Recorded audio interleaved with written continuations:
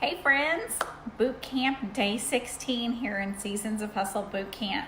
So tonight I'm talking about one of y'all's favorite things because everybody loves to organize, right?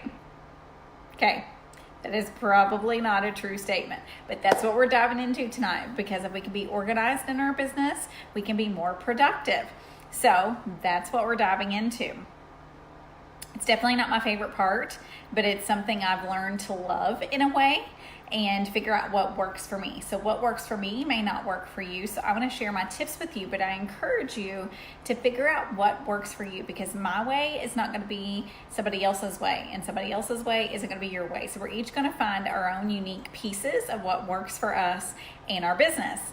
So the first thing I want to talk to you guys about is your calendar, okay? Because having an organized calendar is the first step to being successful in this business. So there's a really hard decision that you have to make first. Are you an old-fashioned paper calendar, have to have everything written down, different colored pens, have to have something you can erase because you have to change things, or are you an electronic calendar person? So I will tell you that I avoided the electronic calendar like the plague for the longest time. And my husband kept trying to talk me into the electronic calendar because he was always having to ask me, do you have something this day? Do you have something that day? And I'm like, well, let me check. And then I would check and then I would get back with him. And he's like, well, I have something on that. And it's not going to work. And so we were back and forth. So he was like, would you please just try it for 30 days? And if you hate it, you can go back to your paper calendar. I will never say anything again. I'm like, okay, deal.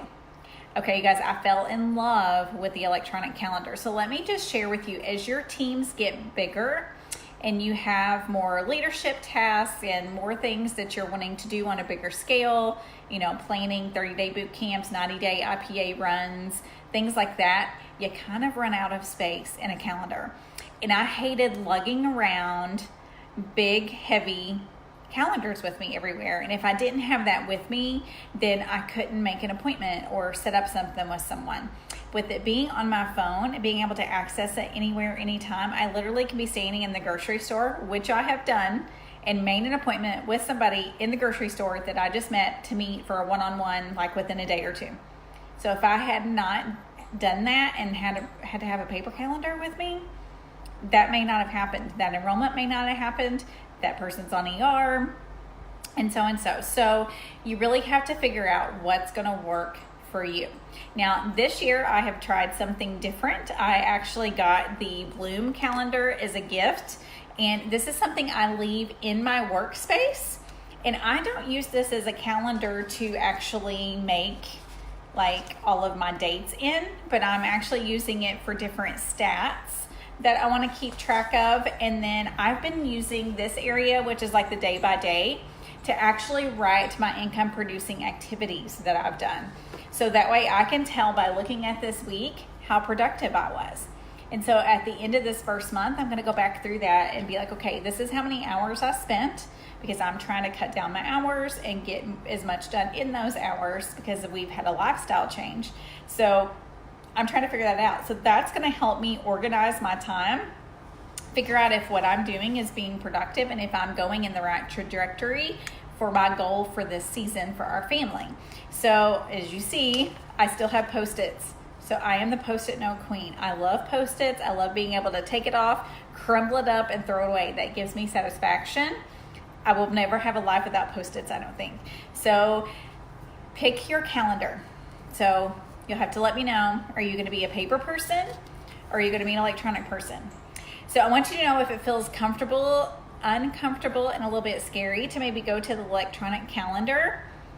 That also means that's getting you out of your comfort zone a little bit. And you know what we've said about comfort zones, getting you out of your comfort zone will help you move forward in a forward trajectory. So figure out what works for you. When I did do paper calendars, religiously, when I didn't use an electronic calendar, my favorite calendar was one I got from Target that was actually spaced out by the hour.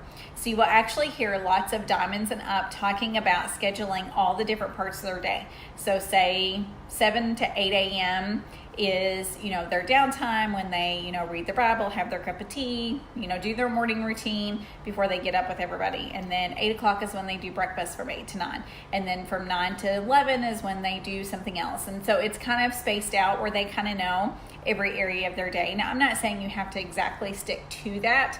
So like if lunch is from 12 to 1, if you finish at 12:30, you can't do your next thing to 1. No, that's not what we're saying at all. What we're saying is if you kind of have a routine and if you kind of spaced out that time in your day, you're going to be more conscious of how much time you're spending. So if you're like, I'm only going to spend 15 minutes on Facebook and I've got to get these tasks done while I'm on there, you're more likely to do that if that's blocked off in your calendar.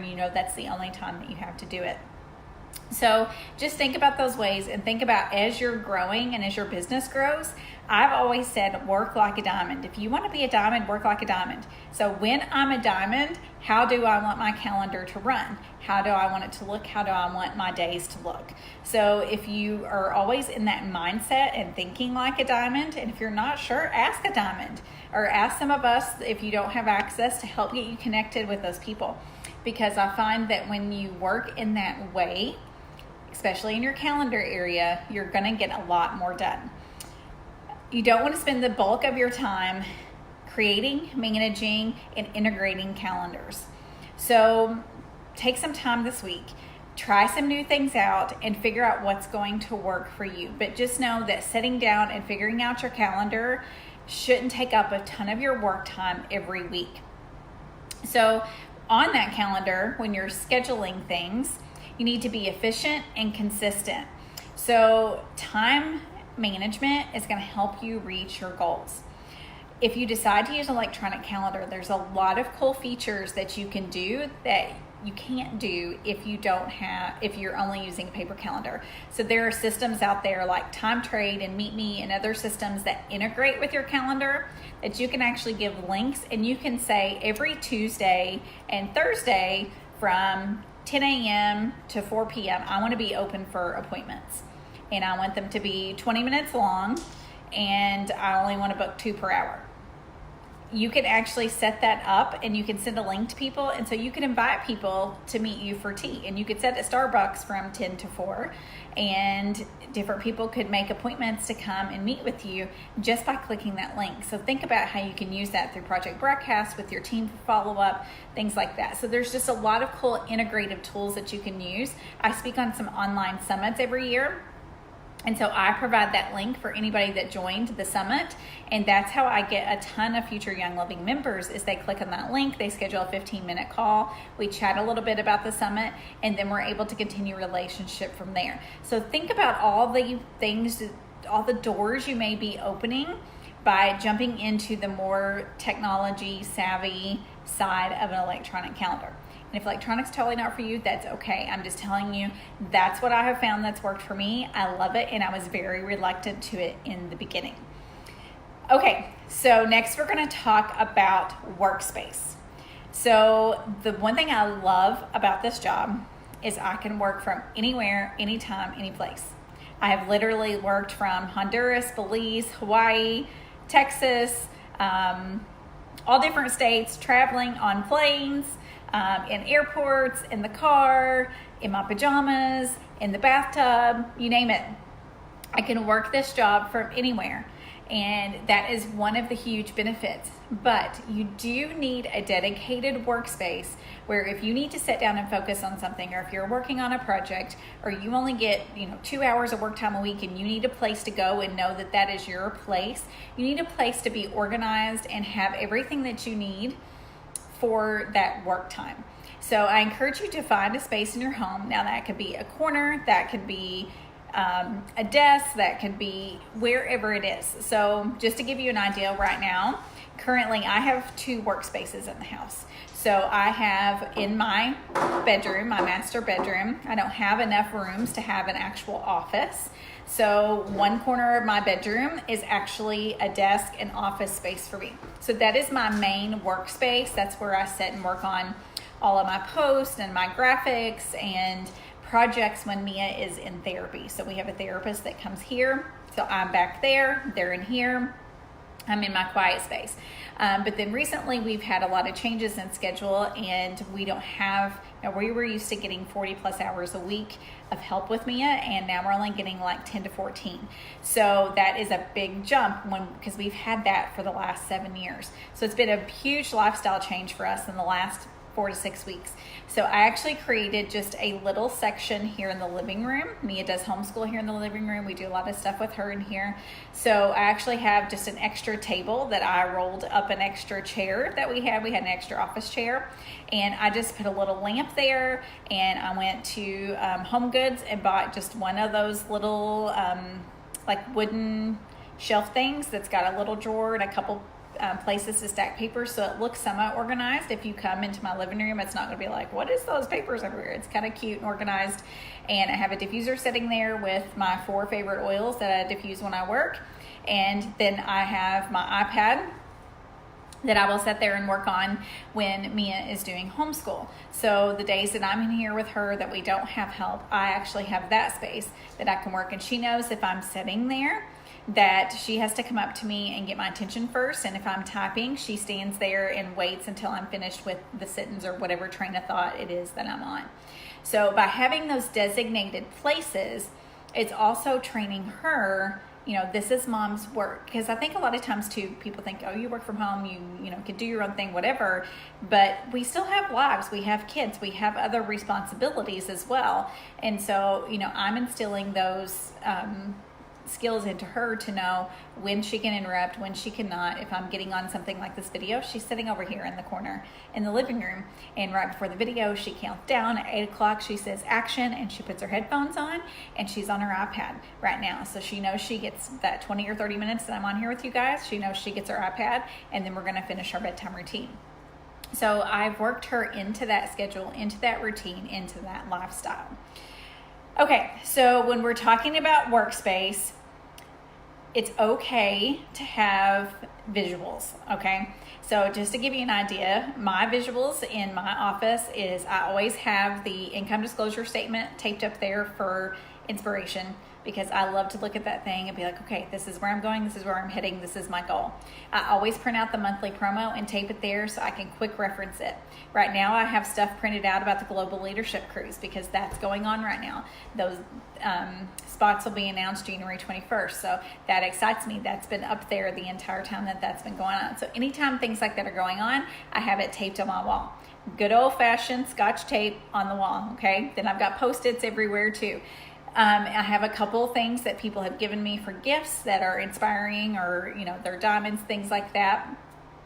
So when I'm sitting there, I get inspired. But you don't want it to be so cluttered that you feel like you have to clean and organize to be able to work. So spend 20 minutes a week cleaning, organizing, doing whatever you need to do to keep it a functional space for you. Okay, now we're going to dive into a different part of your office. And this is actually online. So this is your virtual office. So youngliving.com, in your virtual office, when you log in, there are so many tools and resources in your entrepreneurial toolbox in there, okay? So you have to dig into it. You have to see what all the resources are that are there. You should get to know your back office well. It should be your best friend. It is your virtual assistant. It's there to work with you and for you. So let's think about some of the things that are in the virtual office that you should be familiar with. And if you're not, I'm telling you need to go in and spend some time in the virtual office and find these things. So in member resources, there is so much. Okay, that's where you get your referral link. That's where the out of stock list is. And so I get questions all the time. Do you know when such and such is coming back in stock? That is exactly where I look. So if you know where that's at and you can train your people, that's where it's at. That's maybe one less question that you're getting from people that is actually available to them. And maybe if they explore that part of their virtual office, they're going to explore other parts of the Young Living website as well. Another important piece in virtual office, okay, you sign an agreement saying you read the policy and procedures and that you agree to everything in them. So show of hands, how many of you have actually read policy and procedures even since the last update in, I think it was August of 2018, okay? You need to read policy and procedures. So print it out, Make that an assignment if you have not done so. You need to know what's in policy and procedures because you need to be following policy and procedures. You need to be training your team to follow policy and procedures. And if somebody asks you a question, you need to know how to answer it with integrity and to know what Young Living expects of you. So just like the flash sale that we just had with the PSKs, there were people offering $25 cash back. You cannot do that via policy and procedures, okay? You can't advertise it for a lower price. I've seen a lot of graphics with it marked out and on sale for $119. That's against policy and procedures. So if you read your policy and procedures well, you follow that, not what you see others doing that maybe haven't taken the time to do that, because you're going to build your business with integrity. Young Living Central is something that's newer to Young Living's resources. So they are all the time adding things to the virtual office to give us more tools to be more successful. So I really want you guys to dig in this week into Young Living Central. I want you to see what's there. I want you to use something out of there for a class or for an online class or for posts. There's shareable media in there as well. I think you will be really surprised if you actually take the time to explore the virtual office. I think we get so used to being in a routine of clicking on a few things and we don't really explore it, especially when we've been on this journey a while. So be sure that you're going in there routinely and checking to see what's been added. You will find things that you love. There's charts you can print. You can actually print them on little postcards and mail them out to your team with samples. I mean, there's so many things in there. You need to dig into it and see it. My daughter's behind me giving us hearts. So she must like what we're sharing about. No, I love you. Oh, she loves me. Well, I love you too, sweetie. Can you give me a hug? You can give me a hug quickly, okay? Say hi, guys. Hi, guys. Hope you're enjoying boot camp. That's hard to say. Say boot camp. Boot camp. Okay, let Mom finish. Okay. Okay. Sorry. So Dad's out of town, so single mom today. Okay, so let's go back to virtual office. Okay. We are going to dig into the reports side in the virtual office. So there is so many things that reports can do for you in the virtual office. So I'm sure most of you know when you log in, your dashboard there has new members. And if you click on that, it's going to take you to that section that's new members. That's actually a report. And so when you log in and you're looking at your downline, there's actually a reports tab at the top. So there's a bunch of preset reports that you can click on and pull. And then in the top right-hand corner, there's a drop down where you can actually change the months, okay? So you can go back and look at last month's data. You can look at this month's data. You can look from the day you started Young Living. So it's really cool to be able to go last January and see where you were compared to this January, last December to this December, things like that. So let's talk about some of the reports that should be very common for you to be running. So if these aren't reports that you're running, jot them down and start doing them, okay? So you're about to go enact a report. You should be looking at that every month. You should be seeing who's on that report, seeing who their upline is and contacting their upline and seeing if their upline's contacted them, and if not, formulate a plan together of who's going to contact them and let them know about going inactive and what they need to do to remain an active member. Your missed essential rewards, so missing current month auto ship report. That is something I like to do weekly or every 3 to 4 days, because we can fix those missed ERs a lot quicker if we know about them right when they happen, instead of waiting to the last 3 to 4 days of the month when we're all in a panic because it's the end of the month, even though it happens at the same time of the month, every month. People wait till the last few days. So if you're on that and you're doing that ahead of time, that's going to take some of the stress out of your end of the month hustle. Your new members report, you need to be making sure that they're plugged in, making sure there's no little red triangles, celebrating those people who are getting first-time enrollments or who are hitting Help 5, things like that. So you need to kind of see where your team is growing, who's enrolling people. So keep an eye on that. I actually look at my new members almost daily.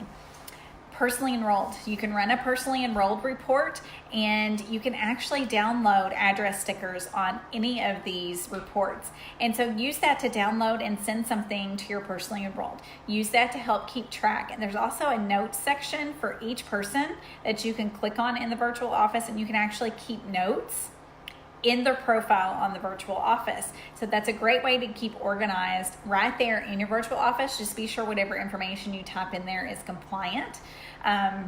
because that Young Living has access to that. So you just want it to be, really concise notes of things that would help you remember, hey, send a welcome package or send happy mail on such and such date, or things like that.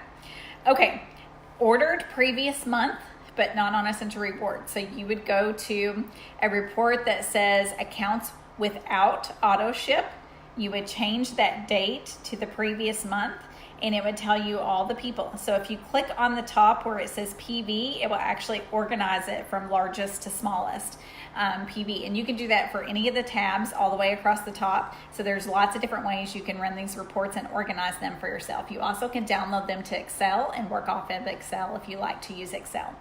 So this is really important because if people are ordering and they're not on Essential Rewards, you can reach out to them and say, hey, I saw that you ordered last month. I want to let you know you placed a quick order. If you placed on Essential Rewards, this is what you would happen. I wanted to make sure you knew what Essential Rewards was, because I would feel like a bad friend if I didn't tell you about the freebies that you were missing out. So that's just one quick way that you can create an income producing activity and possibly increase your Essential Rewards percentage.